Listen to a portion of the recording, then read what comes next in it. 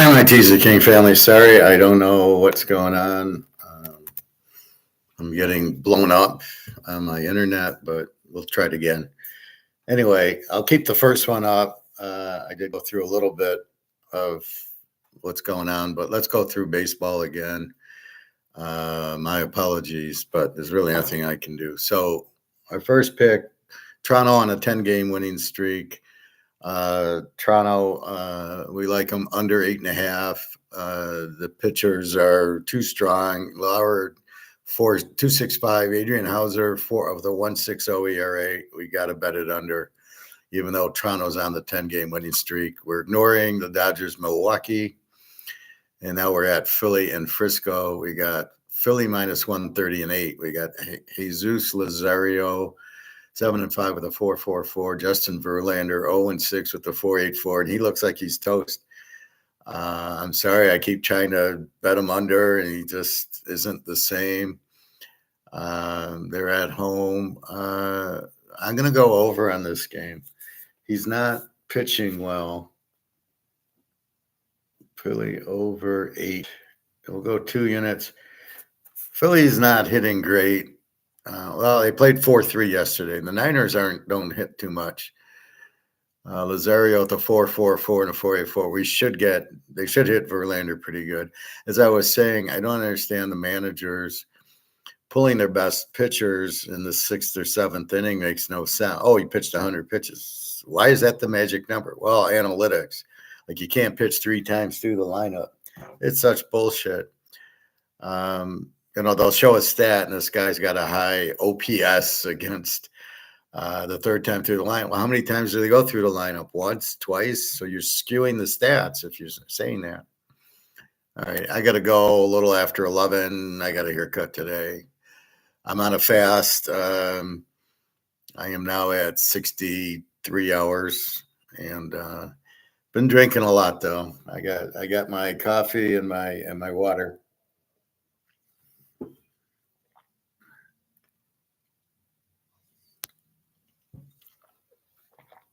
And I'm really not that hungry. I was going to eat yesterday, and I just said no. And so now I'm going to go one more day. So this is, I didn't eat Monday, didn't eat Tuesday, and I won't eat till dinner tonight. And maybe not. Maybe I won't eat today either. You get into the groove, and you're in the zone. You don't really need it. All right, the Tigers, 150 and 8. The game's in Detroit. Zach Littell, 7-7 with the 3.50. Reese Olson, 4-3 with the 2.89. I'm going to go under here, under 8, and we'll go 2 units. Detroit, who knows? I mean, they haven't really hit. They didn't hit against Cleveland at all. They got lucky in the 10th inning.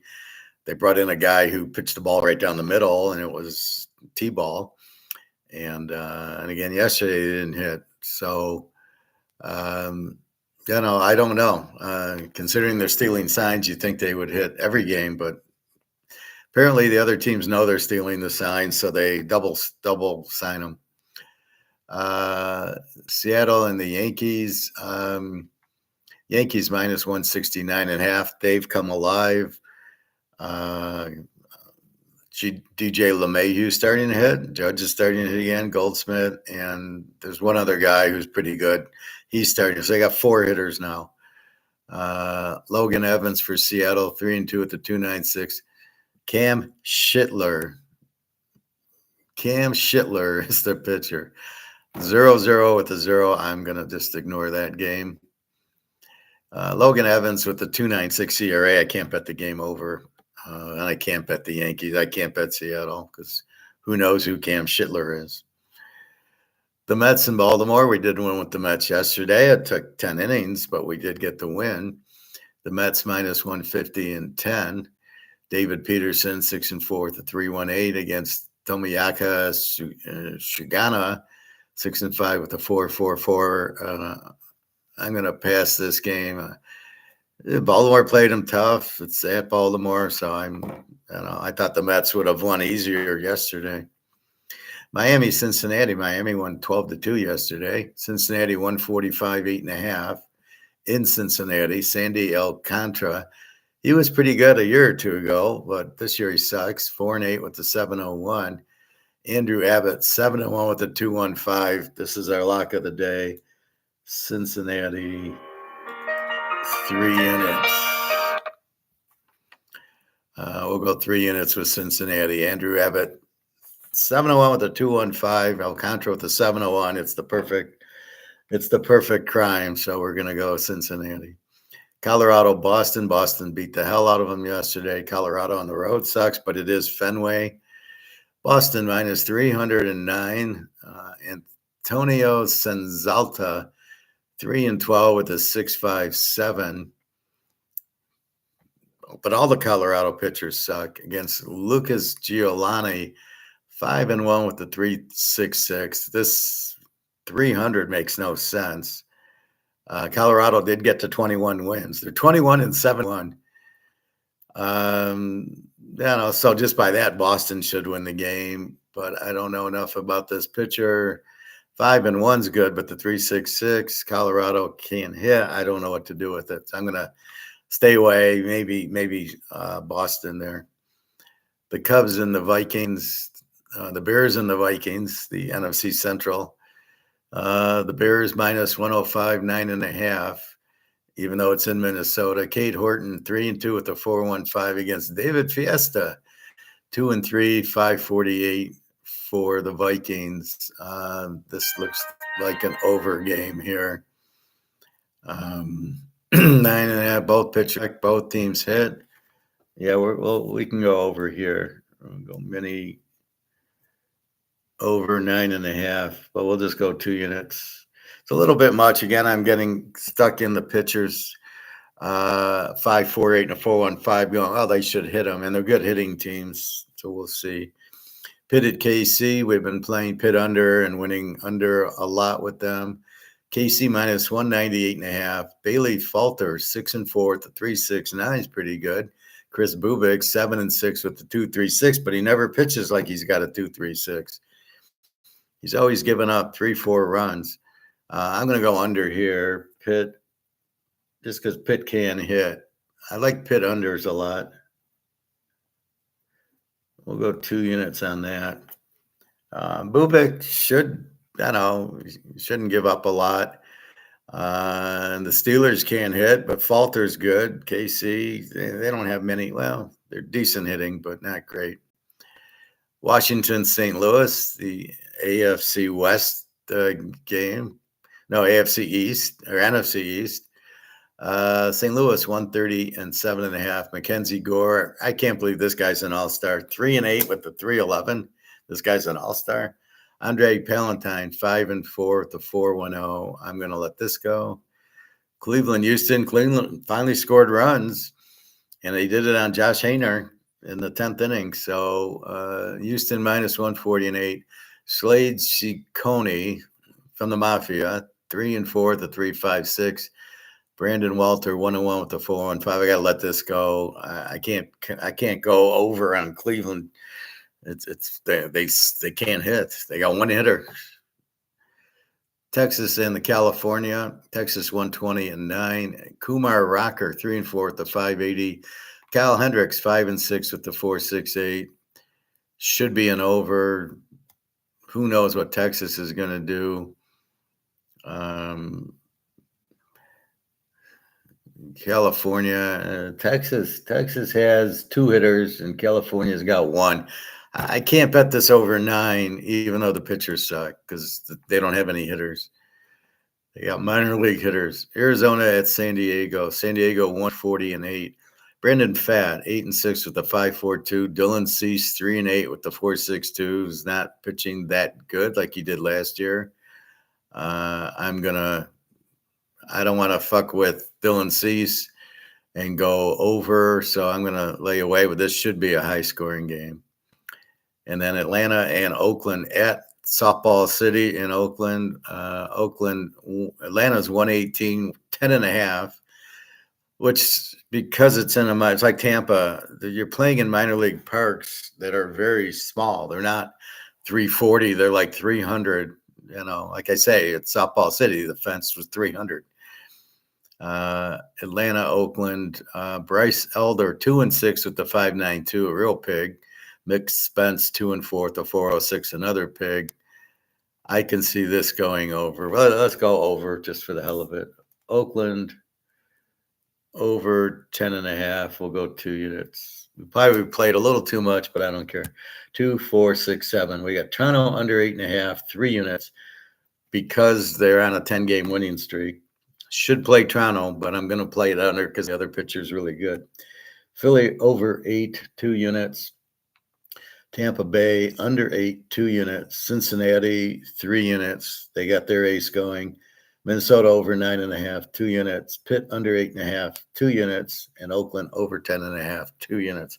I don't know what happened Sunday. All our aces, Fried gave up runs. Scanes didn't. Skubal really didn't, but they scored 6 runs in the 10th inning. I mean, it's just bullshit. Anyway, Toronto on a 10-game win streak. I was talking, let's see. So we were talking about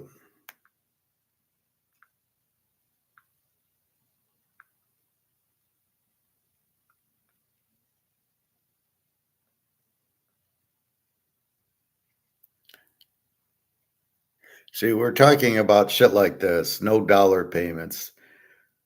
So you're taking they're doing their own system. And Putin announced it yesterday. I showed you on the video where he's announcing a new payment system for BRICS. So they're going to trade with each other. They're not going to use the US dollar. So the FX cross is gone for half the world. We know England's broke, and a lot of their millionaires, like 10,000 millionaires, are going to Dubai. People are leaving the US. People are leaving other big countries to go to Dubai, where it's safe. They're even going to Saudi Arabia, which makes no sense. Some of them are coming here, which makes really zero sense. So you're seeing everything break here.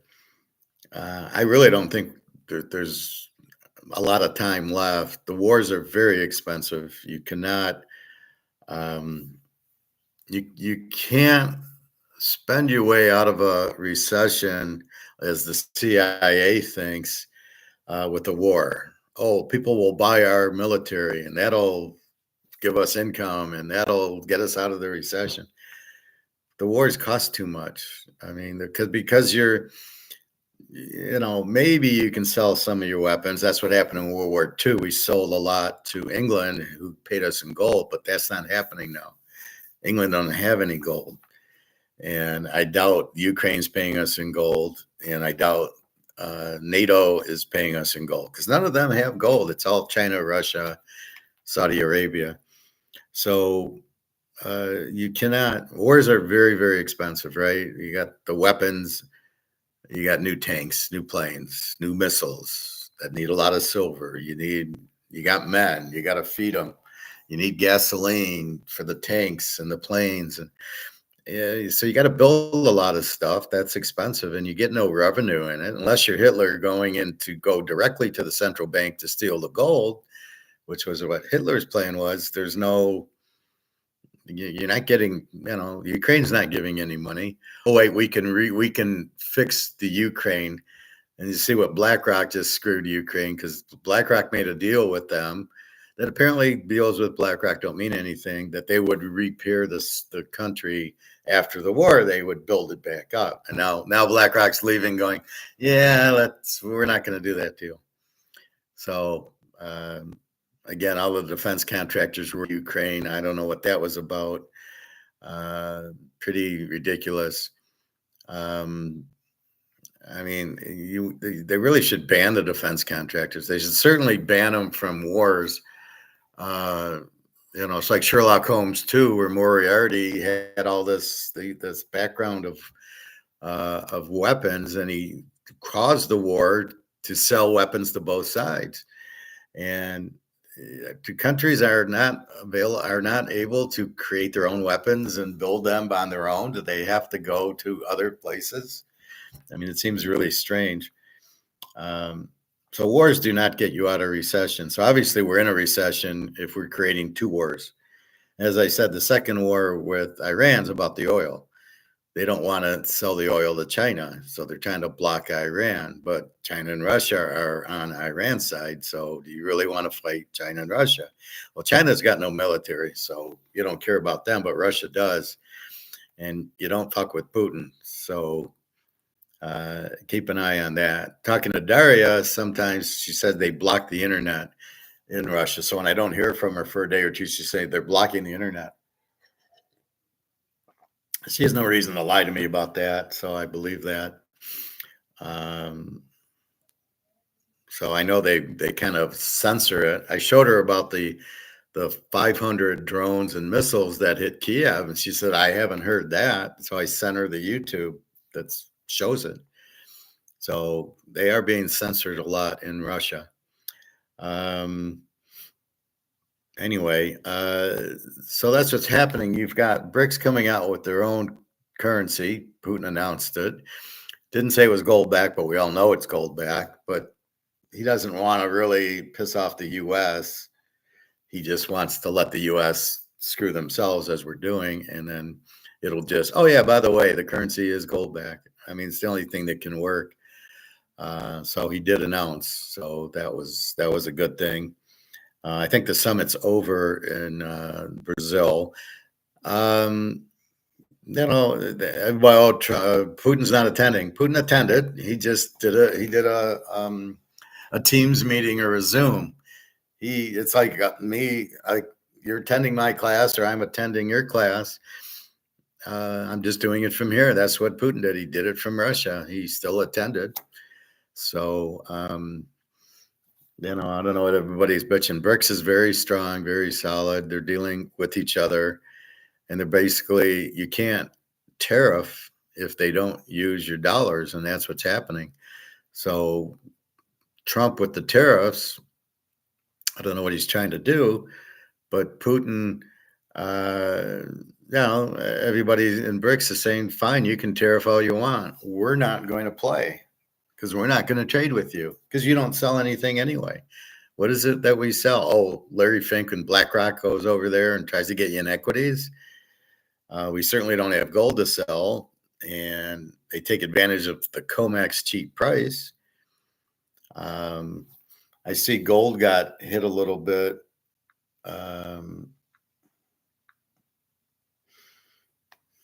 Gold's acting there's a huge game being played right now with this. We're back to 33.10. All right. So you can see, I don't know what happened between 2 and 5. There was no trading at all. And then when it did start, it went down. Then it goes up and down. So this is why it's COMEX games to 32.86. And now we're back at 33.10. Silver 36.40. So while silver is not going under 36, it's not going to 37 either. So we saw it at 37 Sunday night for 20 minutes, and then it went down, but it's not falling back to 32 or 33. So look for silver to jump soon, because what's happening is obviously Citi and JP Morgan have to short silver to get the price down because it's all options. It's not free market. And so every time they do that, it costs them money. They're not making money on something at 36.41. And they are making the bullshit of the gold is they sell it at 32.80. At 32.86 it's being short, and then they buy it, and then it goes up to 33.10, and they make $30. And that's basically what they're doing. And it keeps going back. We can see 10 o'clock it went up, which is good. You can see the drop at 32.98 down to 32.95 just before 10, so we knew it would go up. Should have a big day, and then this we got to get. So I don't know how much money they're making on the short, but they really want to get the price down on gold and silver, and it's not going to happen. There's too much demand for it. Why do people come to COMEX to buy? Well, first of all, they don't have any inventory. Secondly, it's a cheaper price, but you can't get it for that price. So if you wanted to buy silver at 36.41 and you're China, you go, let me buy 100 tons. Well, A, they don't have 100 tons, and B, Well, yeah, it's really not 36.41. We got to do a premium. It's really 40. And the same thing with gold. You probably can't get it at 33.10. There's probably a premium. It probably costs you 3,500 if you buy. But they really don't have physical at Comex. They probably have a little, but I think it's mostly gone, the inventory. It's really made to be a price fixing mechanism. It's not really to be a store. And that's the problem. So we shouldn't even, I mean, this is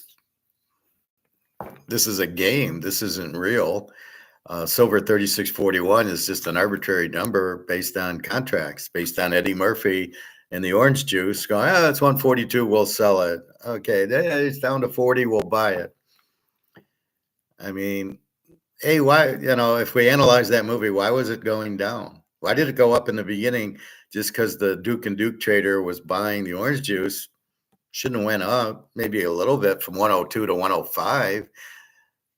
But then all the other traders were buying. Why were they buying? They're going to have the announcement of the orange juice at the crop in 20 minutes. So they're going to do that. Why are they doing that? And then, so why would they buy? And then nothing's wrong, and everybody sells from 140 down to 26.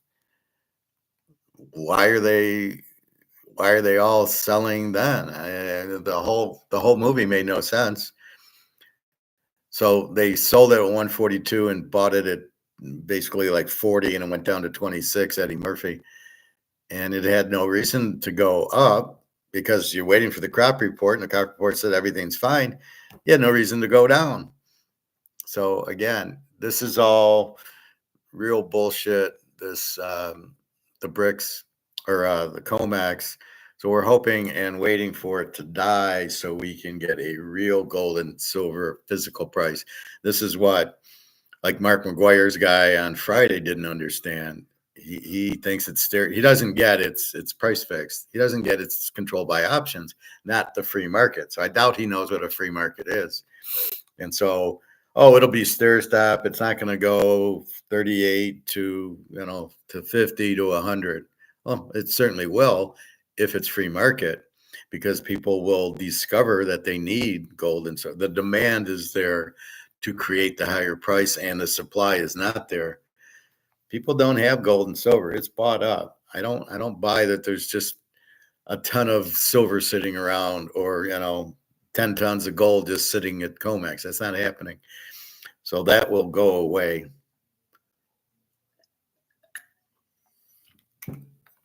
Anyway, I don't have a lot of time. Another few minutes. Gold 33.12, silver 36.41. Let's see if there's any.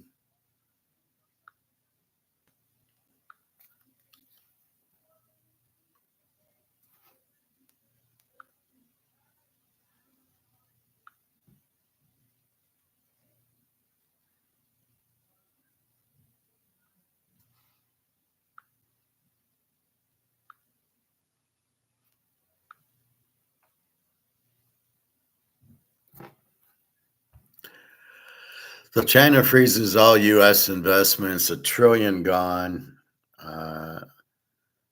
So China's not playing.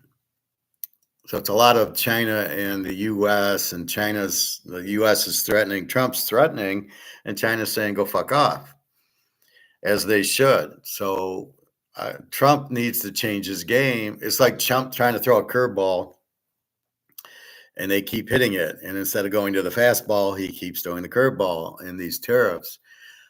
He's trying to bully China, which you're not going to do. They're communist. Japan just joined with China. So you have everybody not playing now. So I'm a bakery, and I'm selling to the Chinese people. And all of a sudden, I raise my prices, and they say, well, we're not going to come. We're going to the other bakery. So you lose the whole Chinese clientele that you rely on to sell your bakery stuff.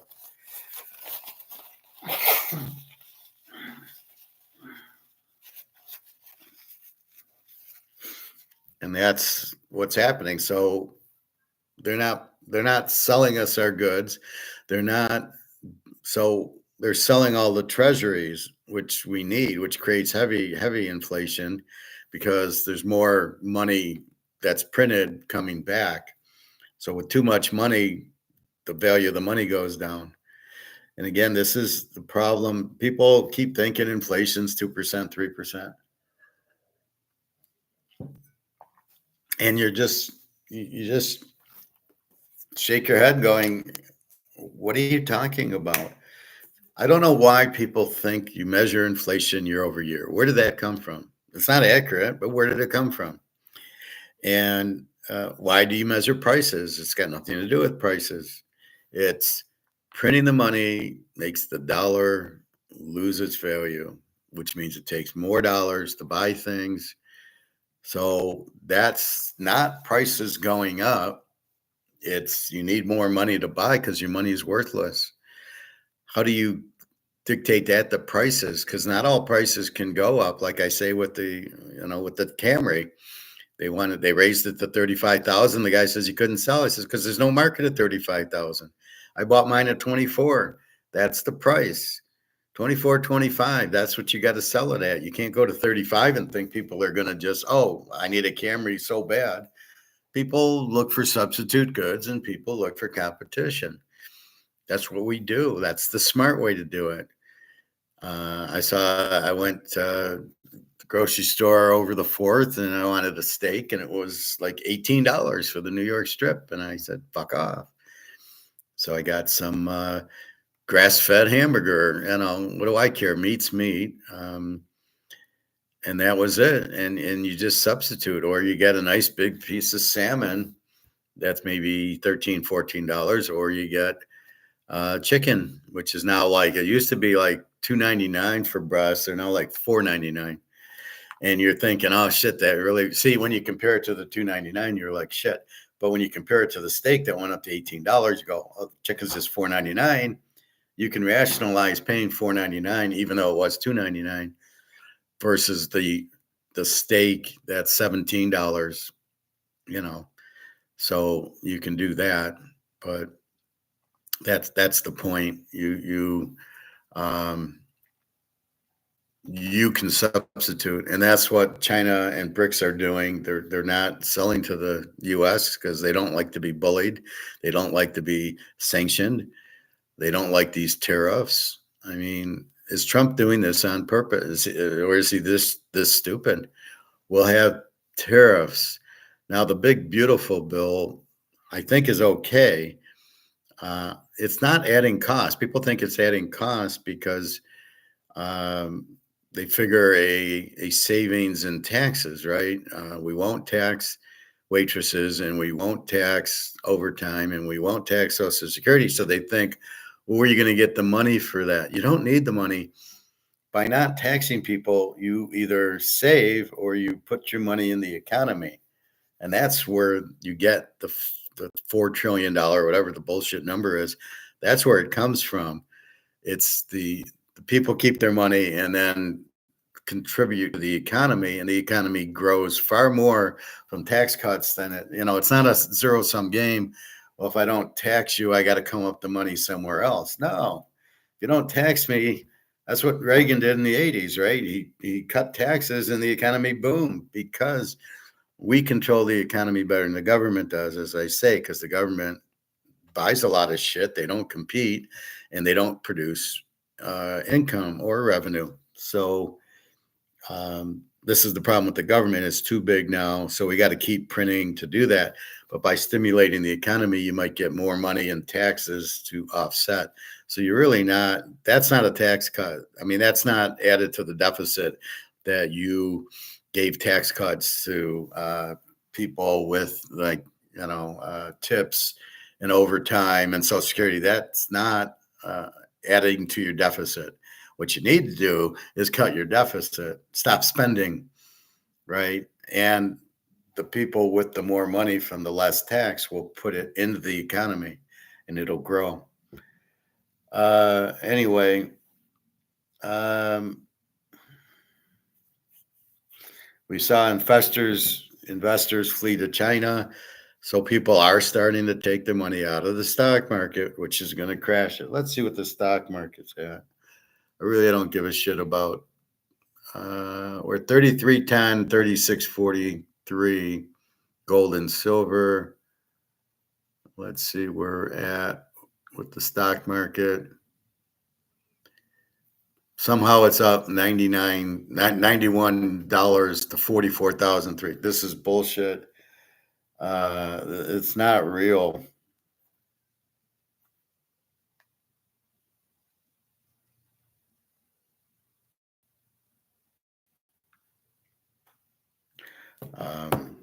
It's all bullshit. All right, I got to get out of here. I got a haircut. I got to go to the bank because she doesn't want me to use my debit card. She wants cash. So I cut her tip down because I have to drive to the bank instead of just going using my debit card to pay for it. And you want cash, you're incurring my time and my gas to go to the bank to get your money. So you lose part of your tip because you're making me do this. So anyway, it's funny. It's at a salon and it's much cheaper than going to those, Fantastic Sam's or King's Clippers or whatever. All right, it's baseball again. Let's quickly read it. Toronto under 8.5, 3 units on a 10-game win streak. Philly over 8, 2 units. Tampa Bay under 8, 2 units. Cincinnati 3 units. They got their ace going. Mini over 9.5. It's okay, 2 units. Pitt under 8.5 just because they don't hit. And Oakland over 10.5 because they're playing in a little league field. So that's that. I want to do Conference USA soon. Happy, what is it? Today's Wednesday. Have a good day. I'll try to come back and do something later. Watch some more. BRICS is over. Russia's going to try to end the war sooner because they need to be in Iran and help Iran against the U.S. The U.S., basically, we're broke. Okay. You must understand that. We are broke. We don't have money. Nobody's buying. The way our Ponzi scheme worked is we would sell bonds. People would give us money for our bonds. We took that money. We said, well, we'll pay you in 5 years. And that's how we fed the government. And that's how we fed everything. Nobody's buying now because our debt's 37 trillion and they'll never be able to pay it back. So now we don't have any money to pay all the government employees and pay everything, the debt, the military and all that. And all the government employees. We don't have the money for it. That's why we're broke. Watch the people will start pulling their stocks. The foreigners are pulling their stocks. You see Warren Buffett and Bezos pulling their stocks. Here's the start. So don't get Madoff and go, oh, I can't believe Bernie was a crookster and I lost all my money. Well, get the fuck out of the market. I mean, at least take half and buy gold with it. So you don't lose everything, right? I don't want you to lose everything. That's why you buy gold and silver. You can't lose. That's why you buy physical. You can't lose. You buy physical, you can't lose. Don't buy ETFs. You'll lose. All right. I got to go. I will talk to you later. Have a nice day. www.teaserking.com. Take care, everybody.